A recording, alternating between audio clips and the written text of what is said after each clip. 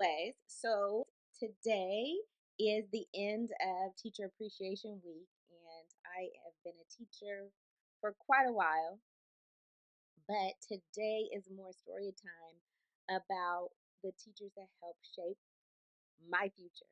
And so you don't want to miss this episode because I'll also be giving you tips on how to spot a good teacher and how to, work well with a teacher to help shape your children's future. Hi, thank you so much for joining. I am TD Flenaugh. We have this podcast to help parents and caregivers with having the resources, strategies, and to make sure that their children are on track for learning and to stay on success.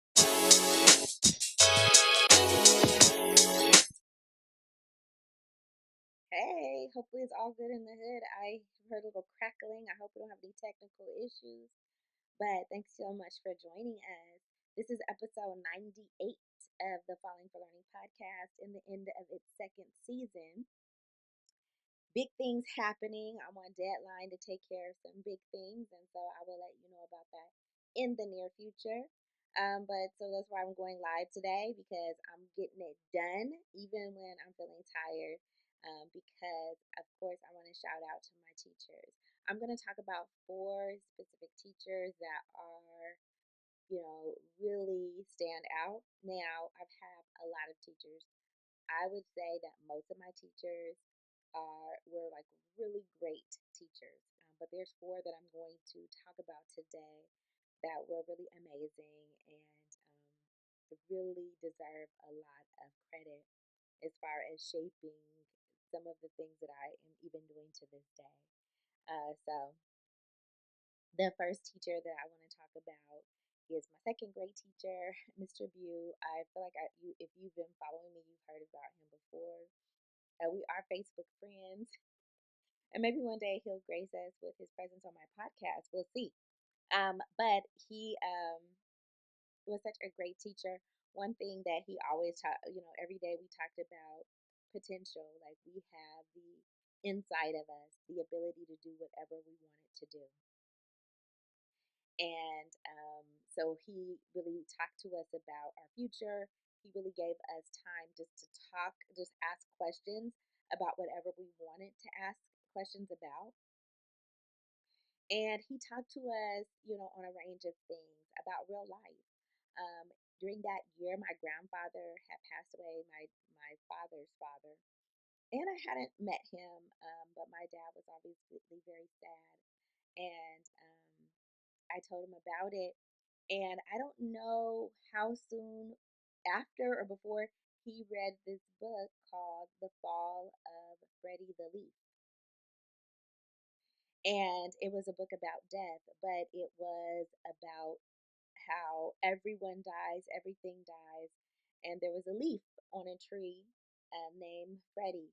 And, he had, over time prepared to die just like other um, leaves had died because of the seasons and all of that, just like the cycle and the circle of life. So he really, was really good about teaching us, just like being honest with us about different things and talking to us about whatever we wanted to talk to him about. And so, that was Mr. Bew. He was really about that. Later on in the school year, he also started talking to us every day about unique, right? Us being, each one of us being different, and we have gifts that are unique to us that only we have, and using our potential to do whatever we want to do is really important. So putting those two things together really helped me to have perspective about who I was and who I could be and believe in that ability, right? And my ability to make things happen, to get work done, and to focus in on what I want to happen in my life. So Mr. Bew is, really just stands out to me. I'm still in contact with him. Like he even came, and took me out to dinner, my family, for my 40th birthday. He also came before that too. He came to California. He came to our house, and husband probably the one who cooked dinner, but he wasn't my husband at the time. But later on, of course, he became my husband. But so so many great memories just to stay in contact with him. Um, yeah, so those are just some things like really not always sticking straight to the curriculum, but being very um, good about exploration for us, right? And if you are teaching your kids at home, that's also something you should be thinking about is exploration. Really letting the kids drive sometimes the things that you're talking about and studying is really important. The second teacher that I wanted to talk about, and I've talked about her a lot as well, is Miss Nelson. Um, Miss Nelson was my fourth grade teacher, and I actually didn't know that she was black. She's very light skinned, light complexion, and but she was really a great teacher. She was really serious. And when I was in fourth grade, that was the year, that we had some separation in my family from, my mother. And, but what really stood out to me is just how she treated us like scholars. Like school was important and we were important and we could do these important things. And that's what really got to me about her. Now, in my district, often kids read To Kill a Mockingbird in eighth grade or ninth grade, maybe seventh grade. But when I was in fourth grade, we read To Kill a Mockingbird. Now we were the highest reading group, but that's what we read. And I just really feel like that's when I found out about her being black because she was telling us about how she was passing in a swimming pool, and one of the white boys in the neighborhood was saying, she's black, and then so she couldn't go to that swimming pool anymore. And so she was telling this story like in the middle of, in class, and in the middle of class, I was like, well, wait a minute, are you saying you're black? You know? And she's like, yeah, like, what did you think I was? And I was like, I hadn't thought about it. I hadn't thought about her race. I didn't know that she was black. There was another black boy in the class, and Frank, he was said that he thought she was like Asian, but you know how when you're that age you just say Chinese or whatever. Because there wasn't a lot of diversity in Alaska, right? So, we were the two black kids, and we didn't even know we had a black teacher. So, and we didn't discuss this. Neither Frank and I did not discuss like we had a black teacher. But I was just very surprised, and obviously the rest of the class realized I was very surprised too. And maybe they didn't know either. I have no idea what they thought because I was just surprised. But I was very well acquainted with Ms. Nelson because if you don't know, I'm cold phobic. I am against cold weather. And I did grow up in Alaska, just to tell you. Okay. So, part of my becoming a teacher, I do attribute to my cold phobia. Okay. I went out for recess, was supposed to, but I obviously found many ways to help teachers during recess time. And I helped grade papers and help put together bulletin boards and organize things and all of those things. And of course, those skills are still used to this day. And so, we talked about a lot of things, and she was very helpful. I remember she even gave me like a hygiene little packet because I guess I was a little stinky. So, just some information. I was a little embarrassed, but she was all about the business for me.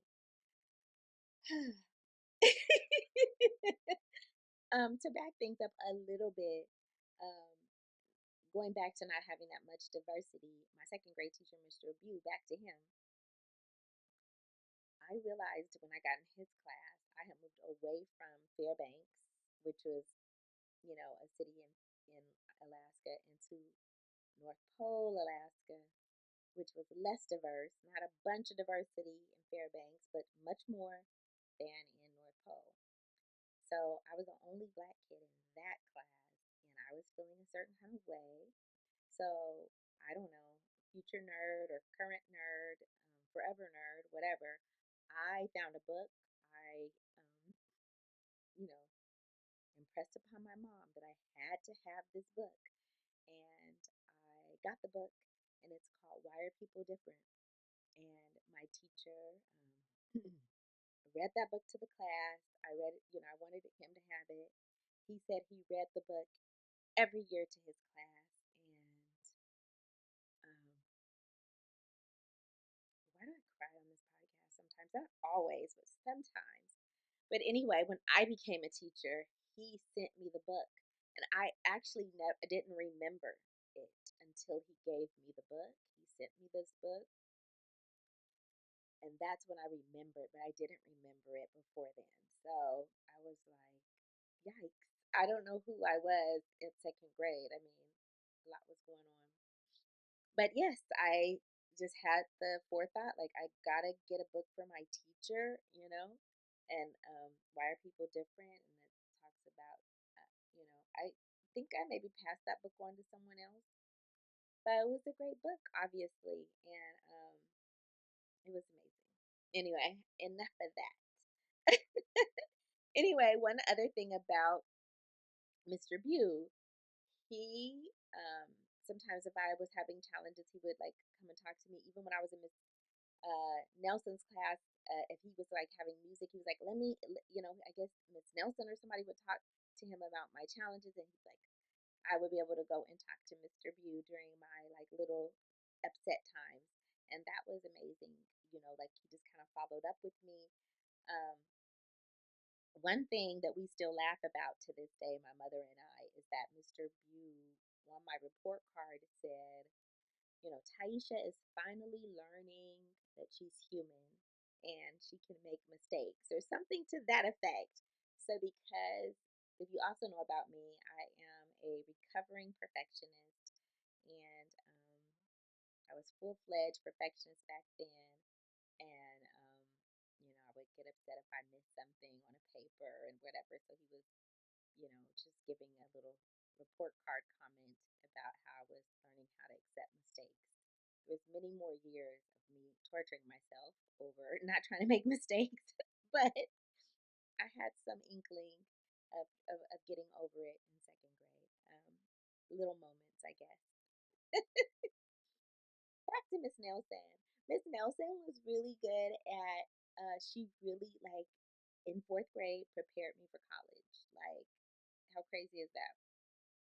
She told me about academic scholarships, and I know I've talked about this on the podcast before, which I only knew about sports scholarships before Miss Nelson. But I already did really well in school, really would get, basically had a little meltdown if I got less than perfect. And so to know that you could get a scholarship for getting good grades was just amazing to me. And of course, you know, that's what I aspired to do from that moment. And of course, that happened. I got an academic scholarship going to college. Um, she told me the courses to take. She told me the like to challenge myself with hard courses, advanced math, and I did go all the way to calculus. And when I was a junior in high school, and she also told me about activities to take. And she was like, whatever activities you take, make sure you get leadership roles, make sure you stay involved with it for 4 years or more, or 2 years or more. She really was telling me about what to do in fourth grade. And I remembered those things. She even was specific about give people 2 weeks ahead of time before your scholarship. You're going to need, she was saying you're going to need recommendations. And you know, I'll get into this right after these messages.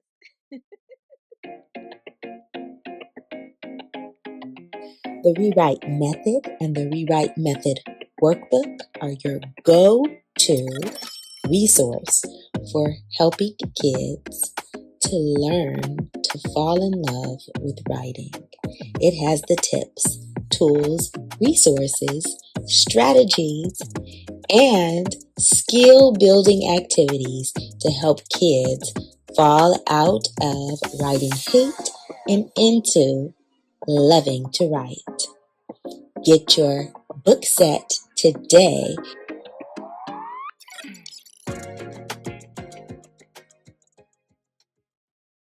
Okay, so as far as it came to asking for recommendation letters and recommendations for scholarships, because sometimes it's more than just a letter. They may have a checklist or a rating form for the teacher. So she said, give them 2 weeks ahead of when it's due. So if it's due on the 15th of June, tell them that you need it by June 1st. Ask them 2 weeks ahead of time. So you're asking them on May 15th.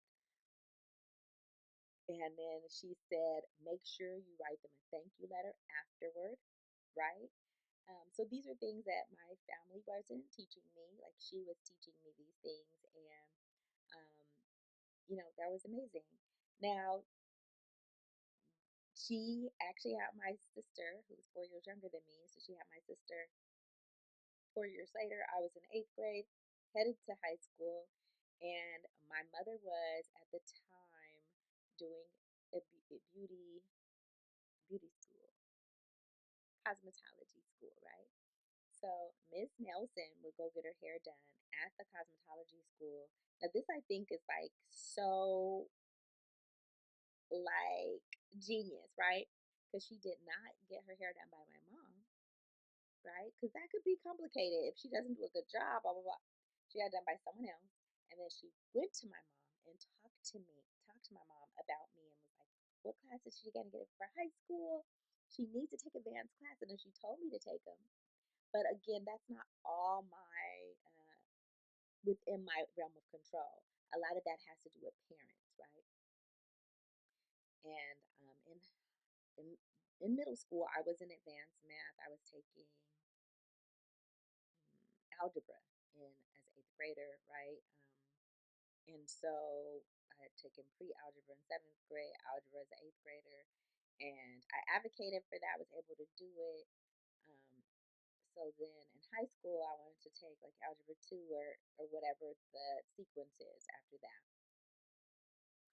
And my mom was telling her, well, her progress report, she didn't get an A, she got a B. They're saying that maybe she needs to take algebra again, and they're like, no, they're gonna say that, but she needs to be in the more challenging classes to make sure she's prepared for college and all of that. And she said, so they're gonna tell you that, but you make sure you tell them she's gonna take it.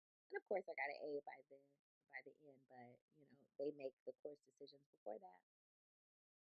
And she's like, and I didn't even know this part. Like, this is like an update because my mom told me maybe like, I feel like 2020. So not, very recent. That she told me like that Ms. Nelson was like following up, telling her exactly what the school officials were going to say and what to tell them in response. So she was so amazing. Like, who does that, right? And knew not to get her hair done by my mom because, again, it may complicate the relationship, but got it done by someone else and made sure she followed up and talked to her and told her what to say. Because parents, you don't always know what to do to advocate for your kids. You don't know the inner workings. Some parents will try to tell me they think they know what's going on and they don't. And they think they know, but they don't. So listen to the teachers. And even though you think it may not make sense or you've heard how it was before, things change. And in a particular school district or a particular area, you don't know how it works. So let the teacher guide you and listen because they know. Okay. And so I got into my advanced courses and all of that kind of stuff. And of course, when I went to college, it wasn't a big deal because I had been taking challenging classes. So like, as I was going through matriculating, challenging myself, everything was just a little step up. And I was never overwhelmed.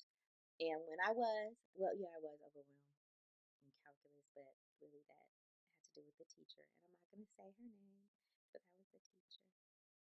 She was messing up. But I got tutoring because I was a tutor, so I had access to tutors. So anyway, I'm not gonna poo-poo on the teacher, okay? But I don't remember her name anyway. But anyway, so I talked about Miss Nelson. She also was really helpful about really taking me through the writing process and really taking ownership of the writing process. Writing on napkins, writing on scratch pieces of paper. When ideas come to you, that's when you write them. Like, when you wake up from a dream, write it down. Like, she was about business when it came to writing and being a scholar and what it meant to be a scholar and about studying. I mean, and so she taught me so much, and I just really love her for that. She was a serious teacher. So some people, so this is what I want to say. Like, I feel like Ms. Nelson, I like, I don't think I am the teacher that any of my teachers were that I'm talking about, but I feel like I see a lot of myself in Ms. Nelson. Like, I'm very serious, and I may not be like that sweet popular teacher, um, but I'm about business. Like, I'm gonna help you get what you need, right? I'm going to push you and challenge you to do more than you wanted to do. And of course, you may not at the time really love it. Now, because of the super nerdiness I have, I loved it. But some of you may not love it, right? You're like, okay, she's doing all this, she got us doing all that, and may not appreciate it, but you will need it in the future. And you will think back, like, oh, my teacher had me doing this. I've done this before. And maybe you don't appreciate that teacher, like the popular, very sweet teacher that, was always like fun. Even though I really talk about falling in love with learning and I talk about how important it is, but it's something I have to keep reminding myself too, because I'm very serious when it comes to education and really challenging kids to do more than maybe other people would have them to do, or people say, oh, that's too much. But I'm like, I'm gonna scaffold you there, I'm gonna get you there.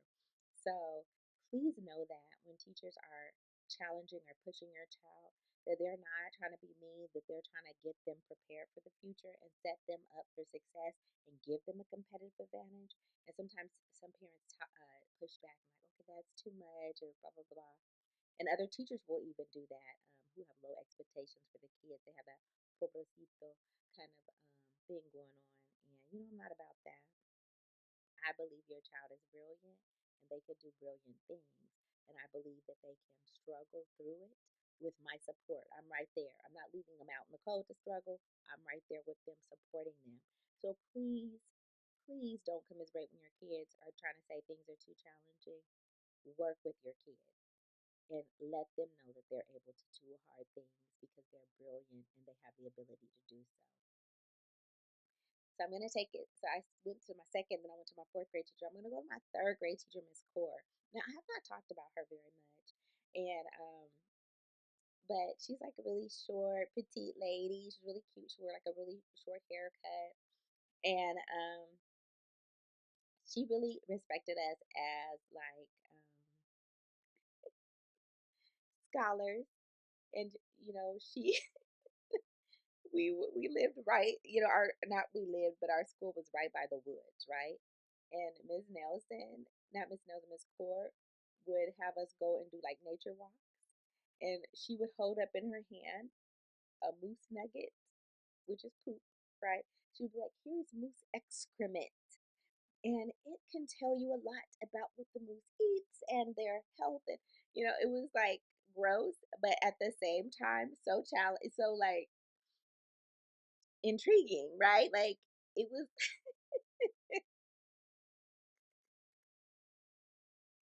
and I believe people like would make jewelry out of like I guess like dipped moose excrement, or maybe it wasn't actually moose excrement, but maybe it was like a cast, like something that was in the shape of moose excrement. They would make stuff out of it, or maybe they made it with the actual stuff. I really don't know. But anyway, she had us looking through microscopes. She had us, really respecting ourselves as scholars. The other thing she had us do was journal. So she's the one who introduced, in a real like gave us a practice. Now, of course, you read about it in the books, you see it on TV where people were like journaling and stuff like that. but she actually had us journaling and was using writing. She had us think about and have a practice of using writing as a confidant, where we could write down our thoughts and untangle some ideas or problems that we were having on paper, right? So I really respected her for that and really carried that practice with me throughout my life. So I really really love Miss Coerr. She was amazing, and she just taught us so much. Um, Another thing about Miss Coerr, now I don't remember how what the relation or like whatever it was, but I remember she told me she had her kid in college, and her kid went to college with her and went into classes with her. And do you know, I have my kid in college, and I actually have my daughter in classes with me some days. And I mean, that's something my teacher told me about. Like, she didn't stop and she kept going. Now, I don't know if that was graduate school, so she was older. I was, obviously at the end of my teen years, but I don't know. But she just told me that's something that she did, and I ended up doing something similar in college. And I remember that she was telling me that she did that, so I was like, interesting, right? Um, Something okay. And my last teacher I'm going to talk about is Miss Byler. She was my 12th grade teacher. So I went to three high schools, and my last high school was at Grant Union High School in Sacramento. That's when I had left home and moved to Sacramento and graduated from there. But there I applied to like almost like 40 scholarships, and I was an independent student. And Miss Byler was the person who, every time I did a scholarship essay, right, every scholarship wanted an essay, she would revise that essay, edit that essay. And when I'm talking about edit and revise, remember, she was working with a perfectionist. That would be a 13, 5, 6, 7, 13, I don't know, back and forth until she was like, okay, it's ready. But I would give it to her. She'd mark it up. I'd give it back. I'd fix it, give it back. She'd mark it up. I'd give it back to her. She'd mark it up again. It would go back and forth. And she was there for me. She was patient. She did that for me. She was amazing. And so I really, love that she did that. She also introduced me to Zora Neale Hurston. I did not know who that author was. We read Their Eyes Were Watching God in her 12th grade English class. And, I was just amazed by Zora Neale Hurston, still am to this day, and but she introduced me to that. She also introduced me to something again that I am currently a part of right now, which is the writing project. I'm part of the California Writing Project. I've worked with the National Writing Project, with the UCLA Writing Project, all of that. Um, but so in Sacramento, she had me be a part of um, a writing project thing, and I have the anthology. I was one of the people who worked, one of the editors on the anthology, and so like I didn't even make the connection to like many years later. Like this was a writing project thing, and I'm in the writing project, but it's amazing. And I just recently doing a project with a writing project had met a teacher that works at Grant where I graduated from high school, and he's like, all of us go to the writing project. So I was like, wow, it's still going, and just something near to dear is like means a lot to me as a writer. With the writing project, we develop ourselves as personal writers so that we can actually speak to how best to teach writing. And so Ms. Byler did that for me, and really all of those teachers put together really helped me to become the person I am today, the teacher I am today. And I just really want you to know that teacher appreciation is a time when you can just say thank you to the teachers. You don't have to spend a lot of money, but it means a lot if you just write a little note or a letter or something and tell them you appreciate them, because it is a work of love. Like we are like pouring into ourselves, like things that we could teach you about life. I was writing something today, and someone was, I started this podcast to help parents and educators, like help kids towards success. And someone's like, success in school? And I was like, no, success in life. The whole point of school is to make sure that our kids are able to function as adults, um, in the world. And so, no, it's not just about them getting an A in school or a B or passing a class. It's about them being able to take these skills and use it in their lives so they can have a fulfilling life and a happy life. So, I am saying happy Teacher Appreciation to all the teachers out there. Thank you for what you do. All of my teachers are amazing. I only have a 30-minute podcast usually, and I chose 4 teachers to talk about today, and that's Mr. Bew, Miss Coerr, Miss Nelson, and Miss Byler. I love all of you, and I hope you are living your best lives and, carrying on your legacy wherever you go, because I'm part of your legacy, and I appreciate you. And I hope that you do something today, all of you, educators, parents out there, to give your kids the competitive advantage.